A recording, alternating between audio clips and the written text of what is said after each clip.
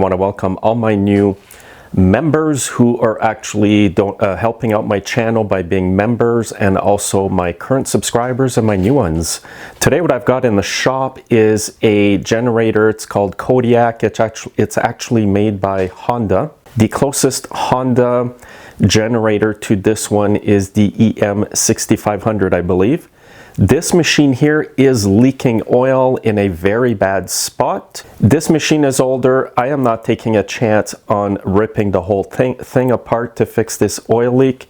So I'm going to show you an alternative way in which you can plug this leak. It's a band-aid repair. It's not a recommended repair from the manufacturer, but a lot of shops will do it this way because cost versus repair, guys. Keep that in mind. Remember, I made a video about that before. So this is one instance here where anybody, including the homeowner, can do that themselves. Okay, here's the generator here. This must be at least 20 years old or more. If I turn this machine over here, you'll see the name Kodiak, and most of these generators here as well will often have a rusted out fuel tank. That is one thing you got to watch out for. Anyway, it's leaking oil. You can see the oil stain on the floor. I'm going to flip the machine over here to show you guys. Typically, I would have a generator on a steel table. This thing weighs a ton. So I'm going to do it from the floor here, and I'm going to get right into it now. Okay, so I've got it tilted up like this, and I made sure that the cylinder head is facing up so it does not get full of oil, because I will have to let this machine sit overnight with the glue I'm putting on here. So this machine is leaking right here from the sump cover. I have checked all the bolts and they are tight. And if I run my finger here, you'll see some oil. There's the oil stain from it sitting. I did not drain the oil in this. It's all going to be pooling down in that area. It doesn't leak that quick, guys. It's very, very slow. It's like it just seeps through very slowly. So the first thing you want to do here is, if you don't want to pay a shop to rip this whole machine apart, and this thing is old, it's at least 20 years old, and the risk you take when you rip it all apart is some of the parts will be seized on there, like the stator, the thing that spins inside here. That will more than likely be seized on the engine crankshaft. It's a big job. If it all goes well, yeah, it's great, but usually that's not the case.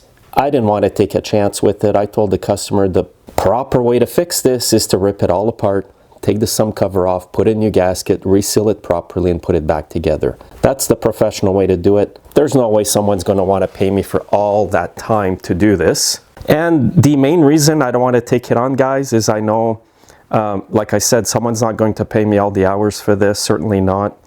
And there's also a risk of breaking parts because they will be seized, and some customers do not understand that concept. So I'm not taking a chance in ripping it all apart. My alternate repair is to clean it up and use JB Weld. The old JB Weld will come in very handy for this type of repair, guys. And there is a bit of pressure in the crankcase, but not so much that it will pass through the JB Weld. The trick in putting this glue on is to make sure that it's prepped properly. And I'll show you how to do that right now. Get a good pair of safety glasses before you attempt to do what I'm doing right now. Okay, so first of all, you want to clean up that area nice and clean and scuff it up so the JB Weld sticks to it. I've got my drill here with a wire wheel on it. What I'm doing here before I flip the generator over is I'm draining some of the fuel from the fuel tank so that it doesn't drip out of the fuel cap.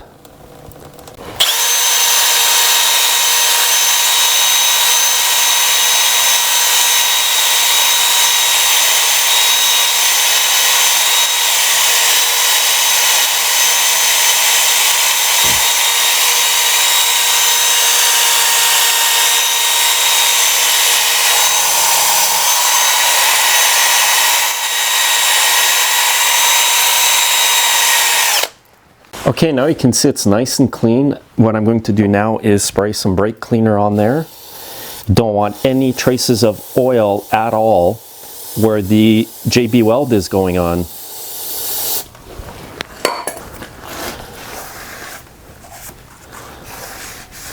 The brake cleaner really does the final clean. There's no traces of oil whatsoever. Now I'll mix up the JB Weld. I'm going to use quite a bit from these tubes today.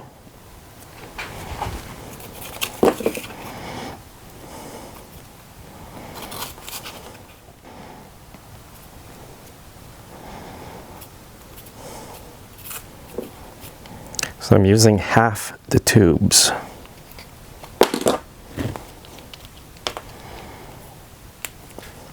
And I went and bought a fresh batch, by the way. I've noticed sometimes if it sits in the shop too long, it just doesn't work as well. And I actually got the one that takes the longest to dry, because I think the one that takes the longest to dry dries the hardest.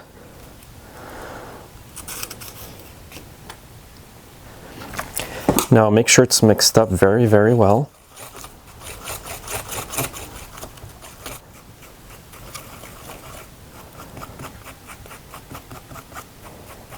You'll know it's really fresh because it's going to have a really strong odor. And I'm going to put a black examination glove for this. I've got a cup of water to dip my fingers in to mold the JB Weld. So I'm just going to spread it nice and thick. And of course I did mix way too much glue here. I got like 5 times more than what I need. But I'm going to put it all the way up here too. Now I did not empty out the engine oil because this leak is extremely slow. It would probably take more than a year to drain all the oil. But if you want, drain your oil, it's not a bad idea. See, now I'm going to dip my fingers in the water and it's going to help me kind of mold the glue here.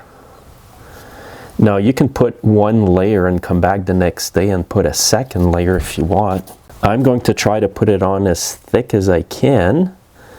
The only issue you may have is if you go too thick, the glue might run down. So I hope this doesn't happen because I have to leave this overnight. I'm going to leave this overnight tilted like this. And again, make sure that the cylinder head is pointing upwards so you don't fill it up with oil and get a hydrolocked engine. I'm actually going to take the glove off, dip my fingers in the water. I got a rag here.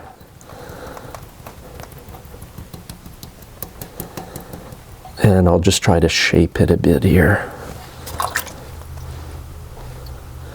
The water on your fingers really makes it easy to mold the JB Weld. See that? And it does not affect it at all. So you can even mold it like that once your fingers are wet. Make sure your shop is warm if it's the winter. It's winter time here right now. And my shop is kept warm 24/7. So there we go. I'm going to let this dry overnight and I'll come back tomorrow and show you where it's at. Okay, here it's the next morning. Let's check the JB Weld. It is nice and hard. Nice and hard. And I always find when I get a fresh batch to do any repair, it does work a lot better. Don't use it if it's been sitting in your shop for over a year. So now what I'll do is just basically tip this machine back down and I'll come back a bit later and show you that there will be no leaks. And you can also run it for a bit and then check after that. Now this kind of repair is not a factory authorized repair. You could still have a bit of oil leaking, but at least it won't be as bad as before. Anyway, just to finish off the video here, it's been sitting here for a day, no leaks at all. Kind of got lucky on this one. So even if you do get a few more drops of oil, that's probably the best you can do. Sometimes it's pretty near impossible to totally stop them from leaking. Anyway, I hope this gave you an option to fix your machine without spending a fortune, especially if it's older like this. And make sure you are subscribed. Have a great day.